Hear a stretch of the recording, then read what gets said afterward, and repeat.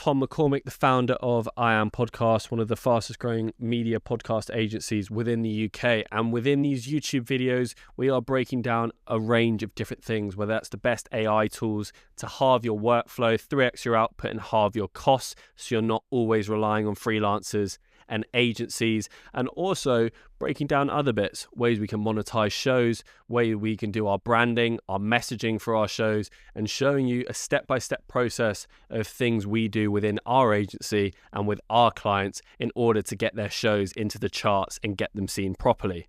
In today's episode, we're talking about 5 monetization streams you can try before you monetize from social media platforms, which, as we all know, is hard when it comes to YouTube. You need 3,000 watch hours, and you also need a set number of subscribers or short form views within that. So there's 5 different things that we like. These are things that we do with all our clients, especially when we're building out to start off. So the first one we're going to go through, this is a presentation I ran through at Cube, which we did in their London podcast studio, where we ran through branding and monetization. This whole section is on monetization. So the first 5 we like to focus on as new shows are affiliate links, blog posts and Substack, and how we integrate affiliate links into those, sponsorship, digital products, books and services, and like events and communities. So starting off with affiliate links, what are affiliate links? So affiliate links are where you earn commission by essentially recommending products that you use or you like, but you're not creating those products. So say I go to a supplement brand, I like using Heights. You know, those cool bottle ones, those supplement brands, which are just unbelievably good. I use Heights personally. So I would go to the Heights website, I would find their affiliate program, and I would partner with their affiliate program. And essentially what it will do is it will give you a unique code, like a unique tracking link. And anytime people click through that link or use your code, you get paid a commission of say 5 to 25, maybe even 50% on some products. The high ticket ones are brilliant. Heights as a supplement brand is a really good affiliate scheme. I think they give you 50% of the first payment because it's like a monthly thing with Heights. And essentially what you can do is attach that in, Heights, beautiful. Attach that into the links and the show notes of your podcast. So that's just an organic marketing tool. You're getting eyes on. You can use affiliate links as well as like practice for sponsorship. So even if you want to make a small ad read within your podcast episodes, your video podcast, audio podcast episodes, practicing ad reads, editing them, seeing what they look like as affiliate links to just try and put in there, push people to the comments. When it comes to raising money through sponsorship, you then have undeniable proof that you have made sales through your podcast. So essentially, if we're going for Heights, as I've written here, Heights is brilliant. So I could make a 30-second ad read, attach that into my podcast, which, you know, might not even be sponsored at that point. But let's just say it is, you know, an affiliate link, a Heights affiliate link, ad read equivalent, push people to the comments, track how many people are clicking through from your show, track how many people actually, you know, engage with your affiliate link and buy from it, and whether it's the right fit for your audience. When it does come to sponsorship, you'll make short-term money on your affiliate and long-term money, proving that you can make money from your show when it comes back to sponsors. And also, another thing I love is it's hard to track all your affiliates in one place. We use Sway Me Good. Sway Me Good is awesome. It's basically an affiliate marketplace. And on the affiliate marketplace, you know, this can be built specifically for podcasters, for influencers, or whatever that is. It gives you all your metrics. You can track absolutely everything on there. And it also gives you the links, so you don't need to. It's got affiliate links with companies like Nike, you know, supplement companies, health and wellness brands, clothing brands, whatever that is. This should give you the whole marketplace for that. And essentially what you do is you build your unique login. You just copy the link and again, attach it to your show notes, maybe film an ad read, get used to doing that whole side of things and start making some money. Start putting these on your Instagram stories with product placement. Like, get to using affiliate links as early as you can in your show. Some people hate them. We love them. And also what they're really good for is attaching onto blog posts as well. So whether you're making blogs, having your affiliate links within those blogs, one, it's an SEO play, it's promoting your podcast website more, but two, you're also getting affiliate sales off the back of it. That can fund you early doors. That's proof of concept that your podcast is working and it's generating money. So when you do come to sponsors, you have that leverage as well to show that it's not just, oh yeah, people might click through. You have undeniable evidence on that front as well. Number 2, blog and Substack leaders. Okay, blogs are so overlooked. There's so much you can do with blogs, and especially Substack. You know, Modern Wisdom, they have long form essays on like the podcast themes, like analysis of all the guest episodes, research notes, philosophical ideas, stuff on fitness, psychology, and self-development. It's brilliant. And people who use, you know, Substack in a smart way, you're either paying a subscription to read that stuff, but it's also just repurposing a lot of the podcast content you're putting out there and the lessons you're taking from that. So you can start getting a subscription basis model, or again, as I briefly said before, you can start attaching your affiliate links to that. And the more and more people that read your blog, you can then go to sponsors as well and say, we have the video podcast doing X amount of downloads to this target audience. We have our short form clips doing this. We have our Substack or our blog doing this many views or this many reads per month. And then you can add that into the bundle of sponsorship at the end of it to increase how much you're charging these brands, because you have multiple different outlets now which are compiling together from arguably using the same kind of content, from using the same podcast content that you're doing. People like Huberman Lab, Modern Wisdom, Chris Williamson, Tim Ferriss, these are all perfect examples of this. These people do it brilliantly and they make a ton of money. And as I was briefly saying to you before, this is what you can use them for. Yes, it's a blog post, but you can also sell paid subscriptions like Substack, £5-10 a month. So if you have 100 fans, they're paying £500 a month to read your blog post, which are repurposed from your learnings from the podcast anyway, or your podcast episodes. Affiliate links, these are brilliant. You can sell digital products. You know, it's a promotional tool at the end of the day. Don't forget, like, your podcast is a promotional tool. The blog is a promotional tool. Use it as one. You know, add links to your digital products in there if you have any. Use it to build up your email list. Super important. Email lists are so overlooked, and yes, they are hard to do right. But if you go on like a Modern Wisdom, you'll see these are my top 100 books. Put in your email, and now you're part of that email list. You can then send out emails with your blogs coming out, your episodes coming out. And again, when you go to sponsors, you now have our long form episodes doing X amount of downloads to this target audience, our short form clips doing X amount of views to this audience, our blog is doing this, and our email list is now XYZ. You're going to get so much more money from sponsors when it comes to it, because the proof of concept is there, the numbers are there, it's not a guessing game. They get the brand awareness, but they also get the concrete evidence that this is getting promoted to people that match their target audience, and is inevitably going to drive sales for them off the back of sponsoring you. And that's the main last point. Third one, sponsorship is arguably the most important thing in the podcast space. It is. This stuff is expensive to do. Like, look at the studio. You got lights, you got 3 cameras, you got microphones, you've got, you know, studio time, long form edits, short form edits. You've got all these different things, subscriptions. Like, it's a lot. I know it's a lot. You're watching it. I think it. You think it. Sponsorship is pivotal. So you can start with those 2 things beforehand. But when it comes to sponsors, you know, what is it they're looking for? They're looking for, you know, a certain niche.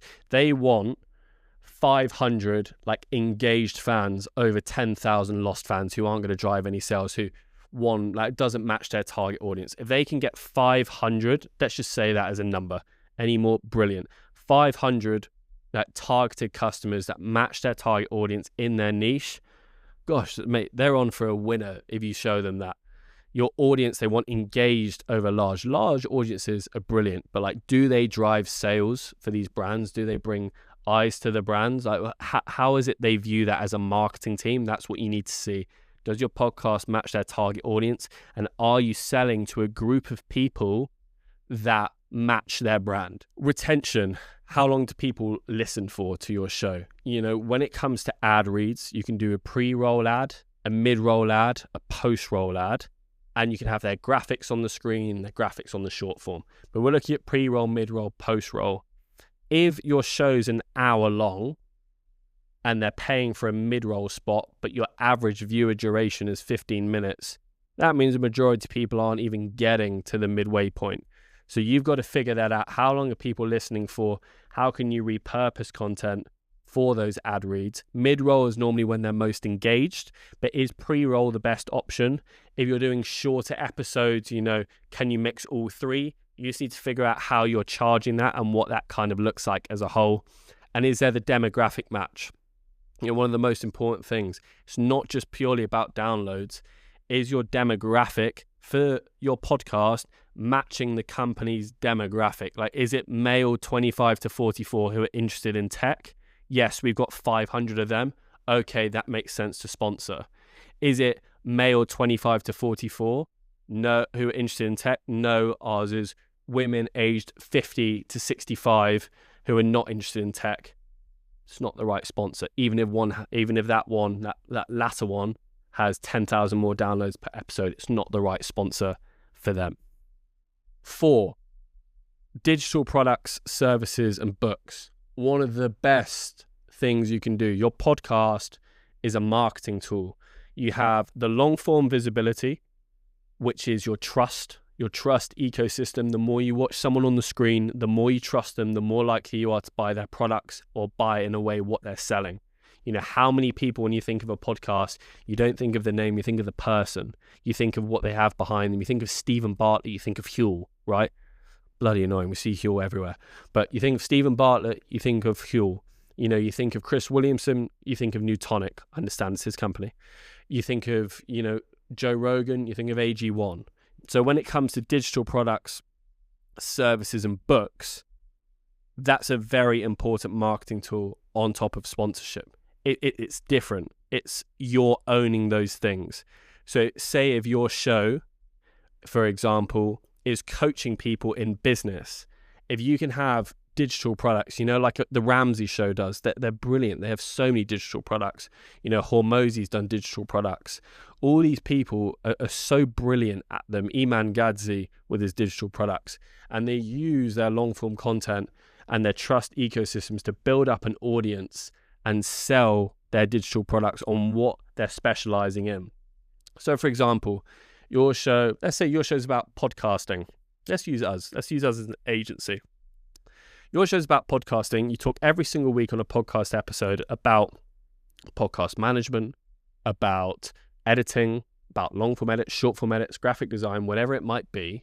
If you can put packs together and digital products, which you can sell in your show notes and do as an ad read itself, it means you don't need to go after sponsors because you can keep 100% of the money that's coming in through those and use that podcast as a marketing tool to sell those products. So now if we're talking about long form edits and we can sell LUT packs as a digital product or sell a long form editing course, then that's brilliant because now we can promote that on the show. We're talking about it. We control the narrative and we keep all the money, and we're not chasing sponsors, doing performance reviews and different things like that. So again, it's an absolutely brilliant tool for that.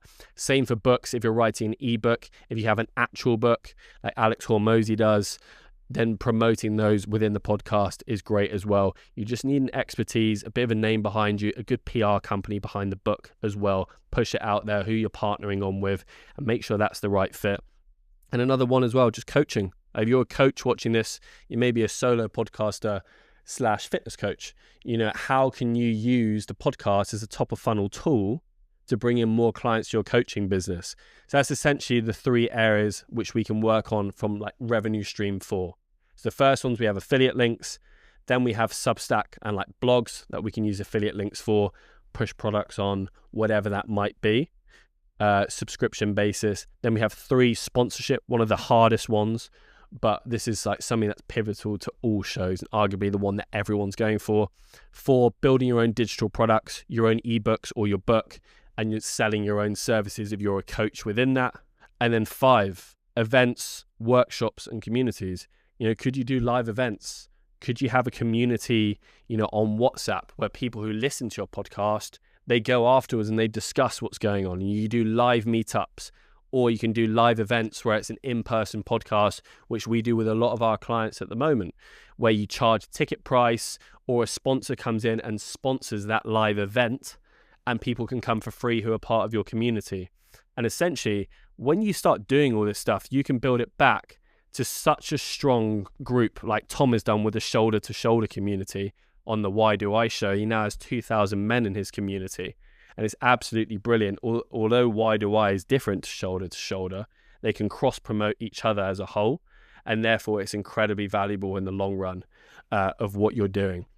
So now if you can implement all these things, from the blogs to the community, to your podcast content, to your digital products, you can build a proper media ecosystem in everything you're doing.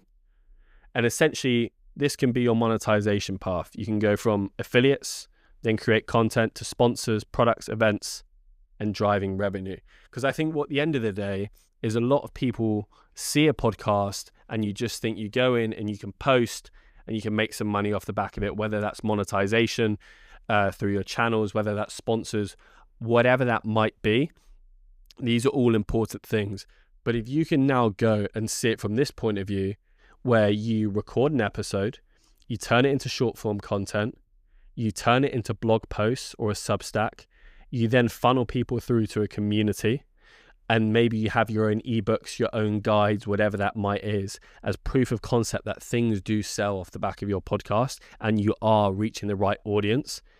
When you come to sponsors, I promise you, if you go to a sponsor and you say, okay, we get 10,000 downloads a month and this is this and our audience is now this, or if you go to a sponsor and you now say, we get 10,000 downloads, this is our target audience, it matches your target audience, we've got a couple hundred people in our community, we have an email list off the back of our blog, we generate X amount from our Substack, and we're writing on this.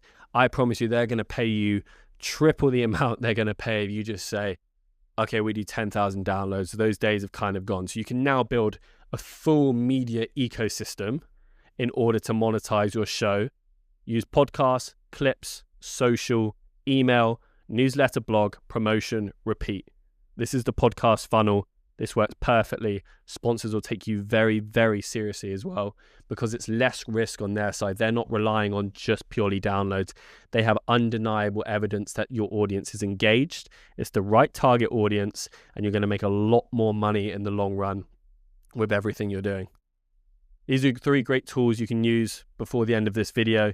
Just a few AI tools. I know we're on our AI YouTube videos at the moment. We're talking about a ton of different stuff. We use Base44 for our sponsorship decks. This, what I'm showing you now, we built this on Base44. For our affiliate links, we use Sway Me Good.